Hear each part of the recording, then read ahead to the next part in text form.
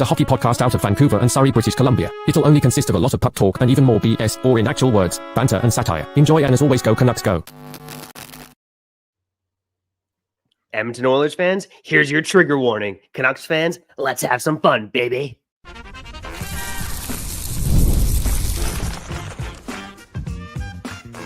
You're Locked On Canucks, your daily podcast on the Vancouver Canucks, part of the Locked On Podcast Network, your team every day. Hey, happy Friday, and welcome to another episode of Locked On Canucks. My name is Trevor Beggs, co-host of Locked On Canucks, and also a Canucks Raider currently with a Daily Hive Vancouver. Before we dive into the episode, we got to thank you for tuning into Locked On Canucks, because it is your Canucks every damn day. We're part of that Locked On Podcast Network. They're doing the most for sports fans across the world. And for our show, if you haven't done so already, make sure you go subscribe and like this video on YouTube. And on the podcast side, oh baby, go follow us and leave a good old 5-star review. Help us feed the families, okay? Because we're not here without you. And we're also not here without the sponsors. And today's episode is brought to you by Gametime. Download that Gametime app, create an account, and use code LOCKEDONNHL for $20 off your first purchase. Coming up on today's episode, sure, the Edmonton Oilers beat the Canucks in last year's playoffs, but we're going to tell you why the Canucks dummied the Oilers once again, okay? What are we talking about? They haven't even played the games yet, Kyle. Let's get into that to kick off the show, why the Canucks just bested the Edmonton Oilers. We'll also get into why this could be the next great rivalry in the NHL and talk about the matchups to watch and one of the the most anticipated game of the regular season so far. Shout out to the Coilers fans who are trolling, and special shout out to the Canucks fans. And Kyle, let's shout out to you, my co-host, Kyle Bowen. What's going on, brother? This is going to be a traumatizing episode, not going to lie. You know, Beggsy, you and I have been doing this for a long time. We've been doing this for a lot of days in a row. We've talked a lot of ish. We talked a lot of ish about the Edmonton Oilers, okay? Last year in November, we said we ended the Oilers season. We made that episode loud and clear. Fast forward to the middle of May, the Oilers eliminated us in 7 games. Straight up, and we're getting trolled like crazy. It is what it is. I can take it. I'm 31 and a half years old. I'm a man. But a man that was heartbroken again in the middle of May. And here we are again explaining why the NHL's best rivalry is between the Canucks and Oilers. And this is something that we alluded to before we even stepped foot on the same ice as the Oilers last year. We just knew this was going to happen. And it was mainly because of Trevor's math, right? Trevor thought the Canucks were going to make the playoffs, and he kind of made this roadmap where it was inevitable that we were going to play the Oilers, which was cool. It happened, and it was beautiful, sort of. I mean, we lost, but it was intense. It kind of felt Chicago Blackhawks-ish from like 2009, 2010. It was cool to hate an NHL team. It's even cooler to hate an NHL team that happens to have 2 of the best players of all time, right? Mario Lemieux and Wayne Gretzky. I mean, Connor McDavid and Leon Draisaitl.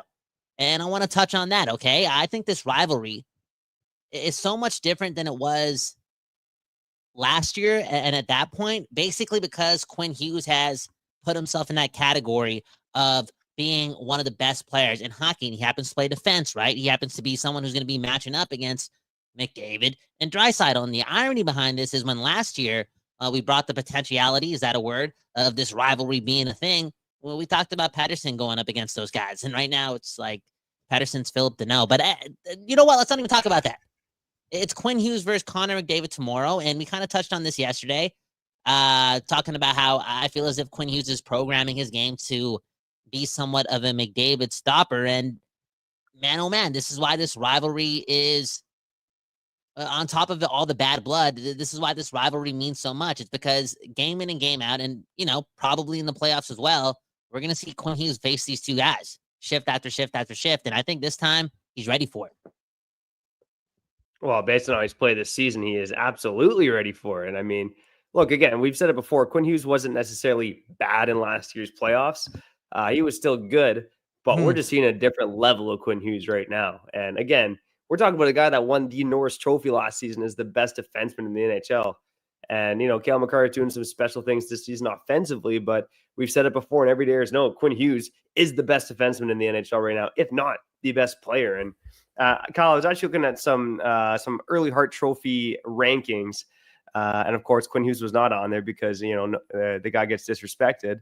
But Leon Draisaitl was on there, right? Because he had a hot start in the midst of McDavid not playing well. But here's the thing with the Oilers. They kind of look like the same old team. And again, we're talking smack because this is a team that did go to Game 7 of the Stanley Cup Finals, but they largely did so off the backs of McDavid and Draisaitl and Bouchard. Okay, and Ekholm. And Ekholm, yeah, I know that first pair was good. And they had some depth guys stepping up. But this season so far in Edmonton, and I know there's probably a bit of a cup hangover, the Edmonton Oilers were widely applauded for the offseason they had. Picking up Victor Arvidsson on the cheap, Jeff Skinner on the cheap. Meanwhile, the Vancouver Canucks, not that their offseason was chastised, but it wasn't as, reflected on as positively across the NHL as the Oilers was. And here's how the Canucks dummied the Oilers, okay? Ooh. Look at right now. Kevin Lankinen, one of the best damn goalies in the NHL, and the Canucks picked him up on September 21st? Right on the eve of training camp? Are you kidding me? This guy, again, I think right now he is has the second best goals against average. Only Connor Hellebuck is better. This is a minimum 5 games played among goalies. It has the 5th best save percentage at .923. The Edmonton Oilers are banking their cup hopes on Stuart frickin' Skinner and Calvin Pickard. And could they do it? Maybe. They almost did it last year. But if I'm an Oilers fan, I'd be beyond frustrated by that. I know Skinner's your local guy, but he's proven to be a bit bombastic, a bit chaotic in the crease, despite having that big body. And so far this season, Skinner with a .885 save percentage, Calvin with a .886. They have not been that good. Ironically, right now, if we want to dig into the numbers, and we will a bit later on this episode, they're actually letting the Oilers down shorthanded. I mean, the Oilers goalies combined this season have stopped 69 nice, except that's not nice, 69% of shots when they're shorthanded. That is a brutal number. And, the Edmonton Oilers right now, they're going to be better than what their record suggests. The underlying numbers are still strong, but if I'm an Oilers fan, I just cannot believe they didn't target a guy like Lankinen and that they put their cup hopes on the backs of Stuart Skinner and Calvin Pickard. Well, they did so because, again, they were one period away from winning. And I understand your argument because Kevin Lankinen is so cheap, right? Maybe that internal competition brings out the best in Stuart Skinner. Hey, maybe just bringing a guy like Lankinen in just improves that goalie pedigree to another level. It would have done so for sure. But here we are reaping the benefits of not just the Oilers not doing their due diligence, but the rest of the league. Straight up, every single team in the league that doesn't have a 1B is so pissed off that they let Lankinen go to the Canucks, especially all these teams in the West and the Pacific, and Edmonton being one of those teams as well. And Trevor, I want to touch on this too. If we're talking about player acquisition, before we get into the hate, because I hate the Oilers. Traumatic. I feel a bit fake too. Like 3 years ago, I want Connor McDavid to win the cup. The Canucks are so low and so boring, and I'm like, yo, something's got to give. I got to fix my hockey quota a bit. I want the NHL to be cool. Let's get Connor McDavid a cup. He's the best athlete in North America. Boom, bam. I'm saying all these nice things, and what do you know? Karma hits me in the face. We lose in 7 games to them. You can blame me. You can blame the Hindu, okay? Canada. What? Anyways, Trevor, I think this rivalry, again, if we're talking about player acquisition, I think it takes another step this year based on the fact that both these teams are in a bit of a race to acquire a top 4 defenseman. Real talk. It would be really fitting if on Sunday after beating the Oilers, I'll be making a trade for one of them. Because again, both these two teams are chasing, I guess, the same type of player, and they're rivals. They're in the same division. It's going to be a thing. It's going to be a bit of an arms race, and I really, really want the Canucks to do that. Do you agree on that? Like, again, these two teams are looking for the exact same player. 100%. And I mean, it's a hard player to find, but both teams absolutely need a second pairing right shot guy and a bona fide top 4 guy. And there's not a lot of those guys out here. I think that's something I do want to touch on next week. Like, just who are those guys? We touched on it before, but in terms of the true top dogs among right shot defensemen that could be available, there's really a short list of guys out there. It's not a big list. And absolutely the Canucks and Oilers going to be competing over that. And thankfully I trust Patrick Allvin more than that dirtbag Stan Bowman. So hey, let's talk about it. Let's talk about that. Let's talk about the rivalry steps up even more. You got to bring it up again. Back in the day, for the most part, Chicago has our number. Stan Bowman, that dude, right? In charge of Chicago. Now he's in charge of the Oilers, quote unquote. And, I brought this up in the summer, good old Canadian folk don't like to think like this, right? They like to forgive and forget. But I wouldn't be surprised if the Oilers don't make the playoffs based on karma hitting the Oilers for real. Like, you know what I'm saying? You know what I'm saying? Like, come on. Did you have to do that? Like, they did all their work in the offseason, and they're like, okay, you know what? Let's bring Stan Bowman in. Why not just wait and like bring someone else in to do some GMing? I don't know. It just seems a little, it's a little dark. You know what I'm saying? But it's Alberta. It's Alberta. I guess they don't care there. But all in all, like the Stan Bowman element into this rivalry is literally something. Like, contextually speaking, to you and I, being 31 and a half years old, like we got to beat this guy. I do not want to lose to Stan Bowman. Yeah, I mean, I think if Stan Bowman was on any team right now, I'd be cheering against him, and the whole NHL should be cheering against him, right? And yeah. I know people think it might be nice to see Connor McDavid win the cup, but you got your documentary, you got your screaming fit. Be happy with that, okay? We don't need Connor McDavid winning the Stanley Cup, especially with Stan Bowman at the helm. Okay, Kyle, let's pick up the Oilers' hate on the other side, okay? Yeah. A couple more points I want to talk about this rivalry. And the other thing I do want to get into is this the top rivalry in the NHL? I mean, we got in the title. Let's go through some of the other big ones, at least more recently, right? Obviously, there's Oilers in Calgary, but a good team versus a bad team isn't really fun right now. So let's get into the best rivalries currently in today's NHL, along with some Coilers bashing on the other side. Okay, let's do that after we shout out our sponsors. And man, oh man, they're coming back, baby. They're coming back.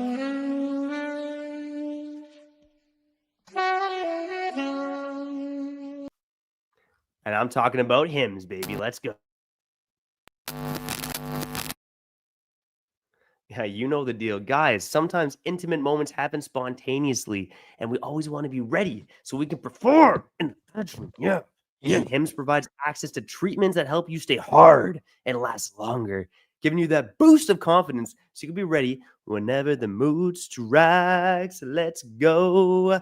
Hims is changing men's healthcare by providing you with access to affordable sexual health treatments from the comfort of your couch.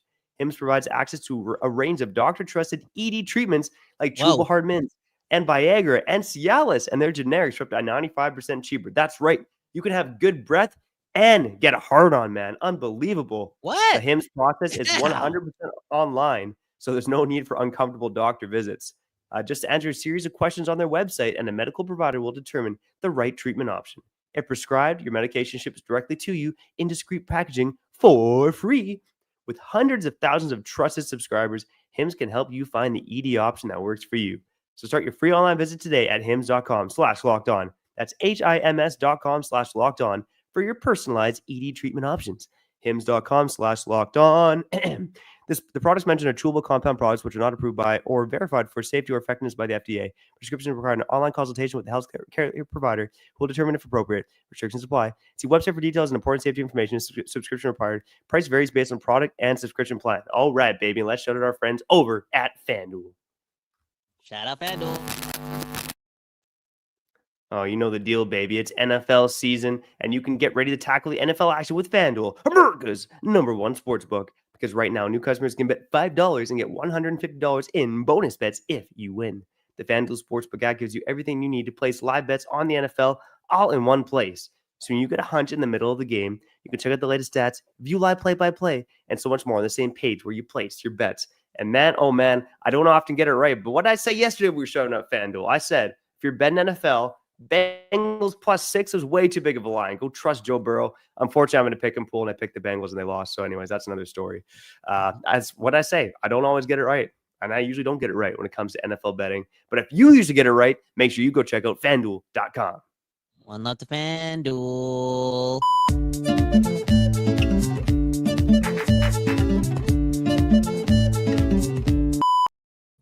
People, we back doing this, and that's talking about your Vancouver Canucks. Hey, one love to Hims and FanDuel. And yeah, more specifically Hims. I think I'm getting closer and closer to just going online and ordering some erectile dysfunction medicine. Not because I need it right now, but, just, I don't know, I love my girlfriend, and Christmas is coming up. You know what I'm saying? Straight up, that's all it is. I don't got to be ashamed. Real talk. I just want to be hard. And I want to last longer than 5 minutes, man. Straight up. I wonder if Stuart Skinner lasts longer than 5 minutes tomorrow, okay? Against the Canucks. Trevor, do you think, the Canucks, and we kind of saw this against Calgary in game 1, but do you think there's a chance that the Canucks just come out firing and do the most, right away? Try to get ahead of it? Again, the fans paying so much money to be in the building, have been disappointed time in and time out this year. Just give us the most entertaining product and kick the Oilers' ass. This game means something. It means a lot. You best believe McDavid coming back early from a sprained ankle. Why is he doing that? Because he knows what Saturday means, right? These guys are hockey nerds. They're super competitors. This is the next best rivalry in hockey. I'm curious to see the Canucks start tomorrow. The Canucks are a team that allowed the first goal in the game in the last 6. So they got to turn things around, and I think it starts tomorrow.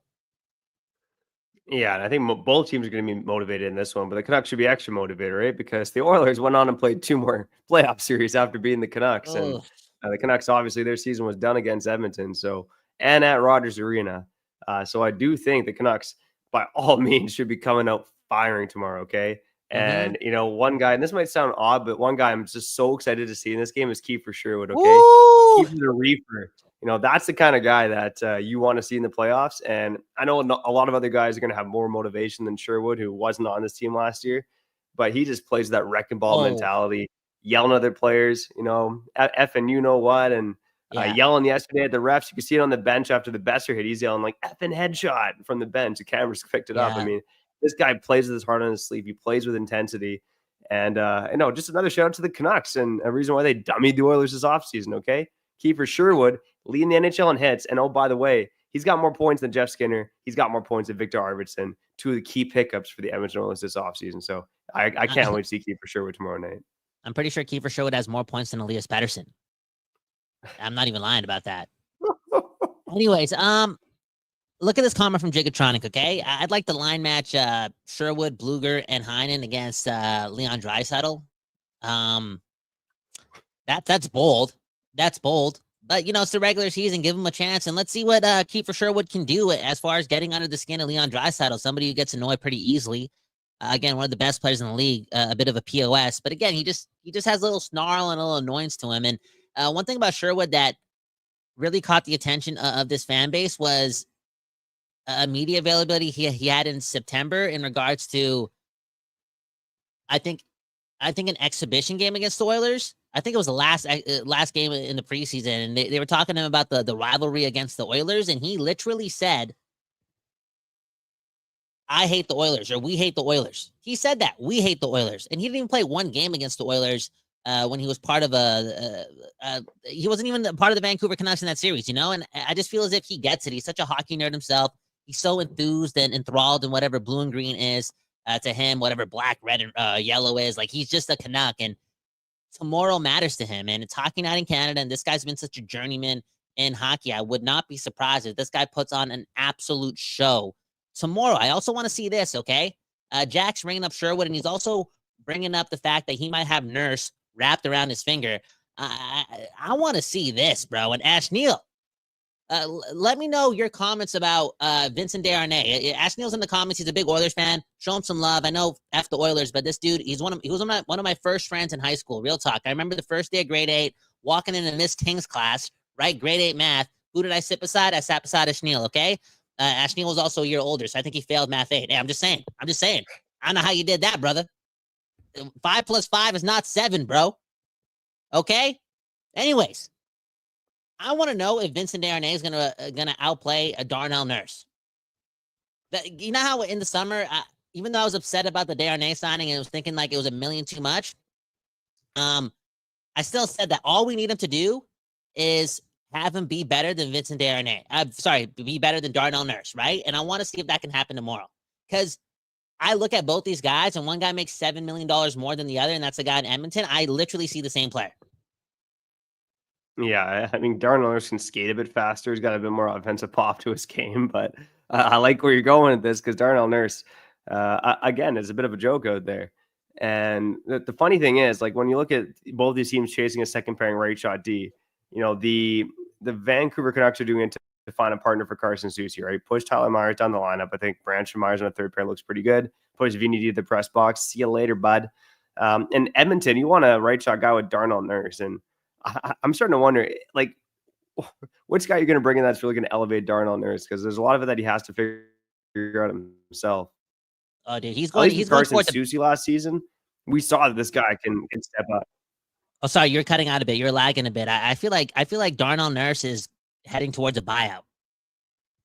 Like, as soon as the cap goes up, and Trevor's lagging just a bit, but he's heading towards a buyout.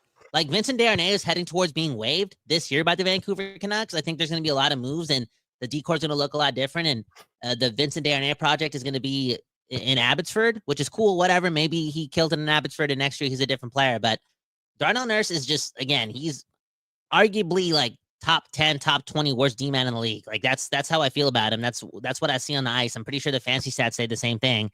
And yeah, he's not going to be in the Oilers for a long time, which kind of sucks because I kind of enjoy playing against him. Yeah, hopefully he stays in the division, right? Yeah. But yeah, anyways, you know what, Kyle, let's cut to one more break here and get to the other side. I do want to talk about the NHL's top rivalry. Is it the Canucks and Oilers, or is it somebody else? And let's make some predictions for tomorrow night's game as well. And of course, get to some of your comments, all that and more coming up on the other side after we shout out our friends over at Gametime.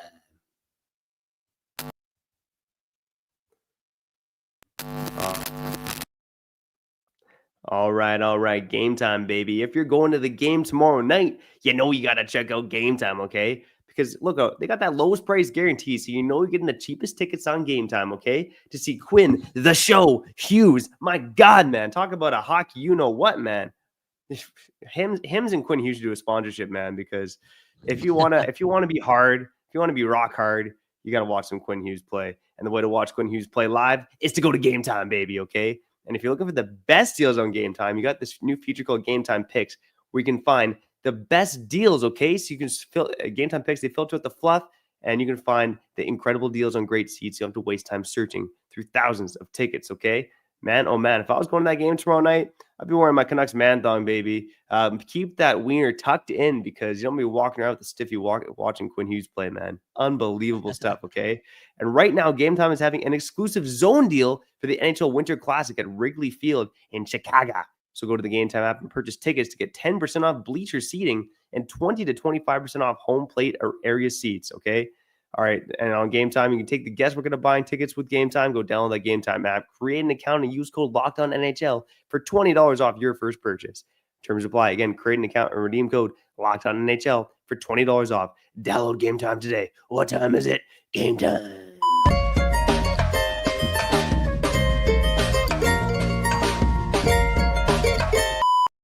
People, we back doing this, and that's talking about the greatest rivalry in the NHL today. A bit of an overstatement considering that they've only played once in the playoffs, but I think, again, we continue to foreshadow what's about to happen, and that's not only the game tomorrow, but these two are definitely facing each other again in April or May. It's going to happen. It's going to line up. Canada's going to love it, and as excited as I am for it, and I'll take it one game at a time, I am still extremely nervous because even though I hate the Oilers, I just F that team, bro. Dude, so annoying to play against. Still heartbroken about losing 2 straight to them when we had a chance to eliminate them, including a game on home ice, and just looking embarrassing in the first 40 minutes of that game. Just so hurt. All that being said, it's intense. It's intense. This is what matters. Like, don't you feel it in your stomach, bro? Like, I feel it in my stomach. This game matters tomorrow. Every game we play against the Oilers matters, and we're gonna have to deal with these guys for years and years and years and years. And on that note, I got to mention this, and this might hurt Canucks fans. I don't think this is going to hurt Ash Neal, okay? The fact that we blew Game 6 and Game 7 allowed the Oilers to continue using Lemieux and Gretzky, Draisaitl and McDavid on their team, you know? Because there was a chance for the Canucks in Edmonton to ruin everything Oilers. Everything Oilers. Well, what happened? We let them get to the Stanley Cup Finals, right? And Draisaitl signs for 8 years. And you know McDavid's going to sign in a couple months. Like, I just wonder, in an alternate universe, what happens if that didn't happen? Like, Trevor, do you ever think about that? What if the Canucks did beat the Oilers a couple months ago? Like, it's all over, isn't it? Oh, not necessarily, but there's a damn good chance, right? Unfortunately, we'll never get to know if that's the truth or not. But yeah, it's we spent a lot of time dreaming about that over the summer. So I think now, again, and I've said it before, and it was one of I had 2 bold predictions, right? When we did our season preview episode. One was that Jake DeBrusk could have more goals than Brock Boeser, and the second was that the Canucks are going to see the Edmonton Oilers in the playoffs again. Edmonton Oilers are going to have home ice. and the Canucks are going to beat the Edmonton Oilers at Rogers Place in Game 7. We'll see if that comes to fruition or not, man. But that's the kind of drama, that's the kind of spice that I want in my life. And the crazy thing about that, Kyle, and this would mean the Canucks would have to go into third or a wild card spot. But right now, is there a chance that the Canucks and Oilers play in the first round? Because Vegas is, again, we're very early on, but Vegas is starting to run away with it in the Pacific, looking like the best team so far. And I know very early days, but man, how crazy would that be if we get the Oilers and Canucks in round one? I mean, based on the way the NHL is formatted, the playoff brackets are formatted, it's a possibility. It is, because Vegas is really good, and which is it's just the way it is. Like, it's like a Pacific juggernaut, and you can be surprised at Vegas being good, and based on how much transition they've had over the last couple of years, and also based on what they did last year. But all in all, I mean, that's a perennial favorite, and the core of that team, the nucleus of the team, it changes, but it still has Eichel and Stone, and there's just the energy about it, and Pietrangelo, like there's a professionalism about them, and even from the top with their ownership and their GM, like looking at it now, I think it was silly to ever underestimate those guys. Straight up. It's different out there. We're talking about Stanley Cup champions. Now, the whole Oilers thing again, so many variables. Again, really want to look at the whole Quinn Hughes versus Pettersson. Quinn Hughes versus McDavid thing tomorrow. But I also want to talk about Pettersson. Like, what's his role in the game tomorrow? Like, this is not me being an asshole, but I just feel like, again, it's hockey night in Canada. Everyone is going to be watching. Sure, we got the whole Jake DeBrusk thing, playing against the Oilers. His dad's going to be calling the game. Whatever. Pettersson, Saturday night. Everyone's going to be watching, and I wonder how long he can lean on the fact that he's playing good defensively or playing great defensively. Again, the next Philip Deneau. But at the end of the day, win or lose, if he ends up with 0 points, that means by the end of it, through 13 games, he'll have 5 points. You don't think that's going to be one of the biggest talking points after the game? When everyone's going to watch, like, I feel like everyone's going to notice that, oh, Pettersson's really struggling. Maybe they're ignoring it right now because they're playing on the PST time, right? The East don't really care. But yeah, the hockey world's going to watch tomorrow. And I think that's when the light on Pettersson is going to shine bright, and it's going to be red, because 5 points in 13 games is a possibility. And that's like being on pace for 28 points. It'll be a talking point if the Canucks lose, that's for sure. And in terms of what I want to see from Pettersson tomorrow night, look, I agree with the commenter that said that I want to see the third line against the Draisaitl line. JT Miller probably goes up against McDavid. Give Pettersson, Suter, and Garland the softer minutes. I mean, they need it right now. You can trust the other two lines to bang and crash and grind. JT Miller's been doing his thing against the opposition's best players. You have McDavid, who, and coming back from injury, maybe he's not his full super godlike speed here. But I think Pettersson maybe taking advantage of softer minutes. Again, and look, I think Pettersson played a great game last night too. So let's see him carry some momentum forward, right? That's the thing we're in right now, is day by day, carry some momentum forward, see what he can do. He flashed some brilliance last night. He was good defensively. He threw a couple of big hits. He was involved. So I think for Pettersson, it's just day by day. Damn. Let's see him continue to, and again, the Canucks win. It won't matter too much what Pettersson does. I think we'll just be happy with the win at the end of the day. Dude, I don't know about that, man. I think even if the Canucks win or lose, with everyone just watching the game tomorrow, if the box score reads 0 and then they do the math Sunday morning and realize that, oh, we just watched the Canucks play a game and Pettersson has a box sheet full of zeros and it's 5 points in 13 games. And like, you use the word brilliant, like, okay, thanks for being Philip Deneau, but I don't know if Philip, like, you can't use word brilliant when the guy's getting paid 11.6. Like, something's got to give, and everyone's gonna be watching tomorrow. This should matter, and there should be like, injury or not, there should be something. There should be something there. Now, Trevor, I also want to touch on something else. Okay, let's screw the Oilers. Who cares about the rivalry? I got a conspiracy theory. Okay, no, listen to this. I got a conspiracy theory. Okay, if you ain't cheating, you ain't winning. And maybe the Canucks went up to Pettersson and they're like, yo, okay, we got the doctors, and yeah, maybe our doctors aren't the best, but you know what? They are this time. And we're looking at your knee, and it's just tendonitis. Okay, you're not going to require surgery. You're not going to tear your ACL by playing on this thing. Just keep playing, okay? And when it's time for the Canucks to make a trade, maybe, just maybe, they can make a case by, showing his box score to an arbitrator, and then, bringing up these medical reports and saying, you know what, we got to put Pettersson on the LTIR. Boom, bam. You see what I'm doing here? You see what I'm doing here? Oh, Pettersson can't put pressure on his knee. There's that clip going around, which it's stupid. There's actually people replying to this video that the Canucks put out, and they're like, "Oh, this guy's not putting any weight on his knee, and something must be wrong about it." They wouldn't put out that video if, like, if they're trying to showcase a Pettersson injury. But that being said, like, is there any chance that Pettersson goes on LTIR this year, so the Canucks can exceed the cap and do something going into April, which is very Tampa Bay-like and very, very Vegas-like? And, I read that book about the best GMs in the league and how they won cups and how they won championships. And the first chapter was on Julien Brisebois. And he made it clear that it was a clear advantage that they could bring Nikita Kucherov back in the playoffs and be millions and millions and millions and millions and millions and millions of dollars over the cap so they could have a one-up on all their opponents. I wonder if the Canucks are going to do something like that. Let's say Pettersson has, like, literally 11 points in 31 games. NHL, he's injured. Something's wrong with his knee. We gotta get this checked out longer. LTIR him and go over the cap. Am I onto something? I like your creative thinking, but I think your conspiracy has a couple flaws there.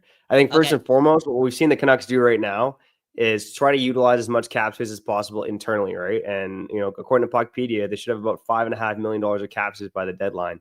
That's what they need to have that top 4 defenseman. By putting Pettersson on LTIR, sure, you're going to open up a lot of cap space, but the team has already said they don't really want to operate in LTIR. And even if you open up that much cap space, what assets are you trading to get a player with a huge cap hit, right? And the final thing too is, like, when you bring up the Kucherov thing, you had a player who was, like, already at an MVP like level come back to the lineup. Pettersson is not at an MVP like level right now. But maybe he needs rest. Like, maybe he doesn't need no offseason training. Like, I don't know. Like, let's say he isn't, bro. This is what I gotta ask you, Trevor. Like, is he really that hurt? When I watch him play, I'm like, dude, like, he can't drive the puck offensively. Like, it's 12 games in the year. This guy's not going coast to coast. Yesterday, I saw Alex Newhook go coast to coast. Like, where's Pettersson? Where's that degree of separation? I know he's never been a burner, but I'm talking about that mindset, that mental mindset of, I'm going to take this puck and I'm going to do something with it. There's none of that. Yeah, there's him blocking some shots and laying the body and doing all this stuff, but it's like, dude, like, something is missing when this guy has a puck on his stick, and it could be confidence, but the more and more I watch it, I'm like, yo, you never know. It literally could be, like, borderline, I'm paraphrasing now, or I'm putting in quotations, catastrophic injury. Let's put this guy on LTIR and let's fucking bring someone else in, okay? I swore there, I'm sorry, but I don't know, dude. If you ain't cheating, you ain't winning, bro. That's all I'm saying. And Pettersson has 5 points in 12 games. Like, I can't believe we're doing this. I can't believe I said that out loud, and I'm like, and it's a well-deserved 5 points in 12 games. Like, he doesn't really deserve an extra 3 points there. Like, something's got to be up, man. Yeah, I mean, I think if he goes on LTIR, he's truly injured. I don't think it's some conspiracy theory. If he's truly injured, go get him the rest. I mean, this team's still, doing pretty well without him anyway. So, with or without him, right? I know he's in the lineup, but not the same guy at the end of the day. A couple of things I want to touch on before we get out of here, though. The NHL's best rivalry is the Canucks and Oilers right now. I mean, honestly, the only other ones that really come to my mind are, like, in terms of, like, the playoffs and recency, are like Colorado, Dallas, New York, Carolina, maybe Boston, Toronto. I kind of think it's between Boston and Toronto and Edmonton and the Canucks right now. But what am I missing here, Kyle? Is it the best rivalry in the NHL? Maybe the Rangers and the Devils. Yeah, right? They had the one series. They had the one series. Like, if the Devils are legit, they're probably going to match up as well. Yeah, and that's why I know I think Oilers fans are going to watch this. If they do watch this, they're going to be like, oh, look at these two idiots again, like, trying to compare us to the Vancouver Canucks. Like, we're not on the same level, blah, blah, blah, like, whatever. But at the end of the day, we called it last year, Trevor, in September, before, like, the late September, before the Canucks even showed us they were successful. Like, yo, if the Canucks are good, they're going to play the Oilers in the playoffs. And with all the star talent involved in these games, like, something's got to give. Something's got to give. Like, there's going to be a rivalry brewing here. If the Canucks are good last year, they're going to be good this year. And look, they're good this year. I know the Oilers are struggling, but nobody's really concerned about the Oilers not making the playoffs.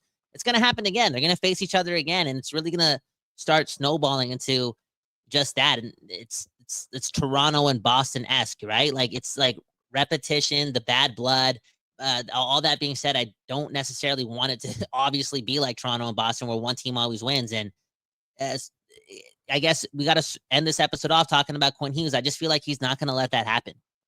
He's not going to let that happen. Like, there's no way he's losing to Connor McDavid again. And Oilers fans again, oh, you're comparing Connor McDavid and Leon Draisaitl to Quinn Hughes. I am. He's that damn good.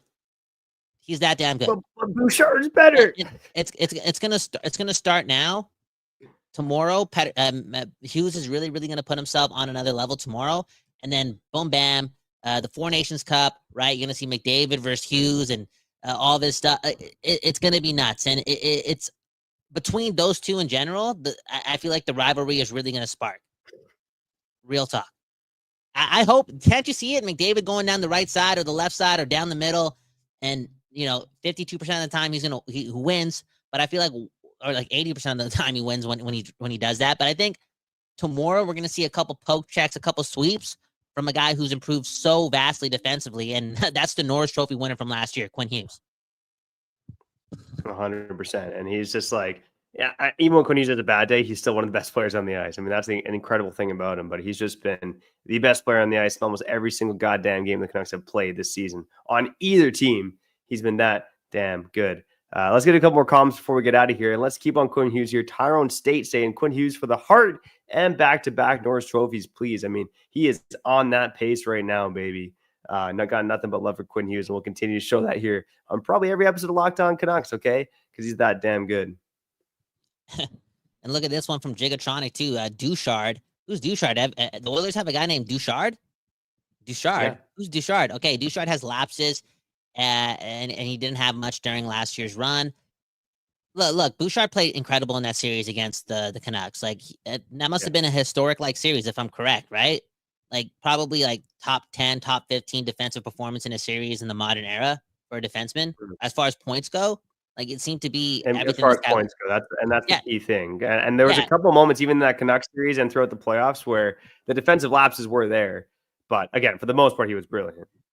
Yeah, and again, like, you want to shut me up because I'm going to bring up Pettersson again, but at the same time, like, all I'm saying is Pettersson wasn't Pettersson in that playoff series, which made life easier for Bouchard. Like, that's realistic. You know what I'm saying? Because on Pettersson's best day, he's owning Evan Bouchard. And let's actually end it on this. You know what? Quinn Hughes is not going to lose to Evan Bouchard again. Ain't gonna happen. I'm talking about the scoring as well, and the point getting in a playoff series. Ain't gonna happen. Anyways, Kyle Bound, Trevor Baggs, hit the like button. It really helps us out. Go Canucks, go. Enjoy the game tomorrow. Japan saying Pettersson is still not Pettersson. I know. He's Philip to know. Okay, take it and leave it. Okay. Hit all the links in the bio. I'm gonna try to do some writing today to just like get emotional about what tomorrow is, because it means a lot to me. Like, regular season games, they matter again as Canucks fans, and we just went through a playoff series with this team, and tomorrow's going to just, like, it's must-see TV, and we're so blessed to have a good hockey team again. Enjoy the game. Baggsy, sign us out. Man, oh man, and before I sign us out, if you're watching on YouTube, or even if you're on the podcast, I link in the bio. This is the shirt you want in the stocking, okay? Hate's a strong word, but F the Oilers, okay? You can go buy that shirt. Not associated with Locked On, but I'm putting it in my kids' stockings, man. Yeah, my kids are walking around with that. Let's go, baby. Shout out to the everydayers, occasional listeners, first-time listeners, new subscribers, and those of you who join us on the live show on YouTube, wherever you're listening, whenever you're listening. We appreciate the hell out of you for tuning in to Locked On Canucks. Go Canucks, go. Big freaking game on Saturday. By the way, Kevin Lankin gets a franchise record for the longest point streak to start a season. In Lankinen we trust, in Hughes we trust, and in you we trust, okay? Make sure you go subscribe, follow, and we got to get out of here. I'm Trevor Beggs. That guy's Kyle Bowen. F the Coilers. Go Canucks, go. And we'll catch you next time on Locked On Canucks. Hey, Ash Neal, what's 6 + 4, man?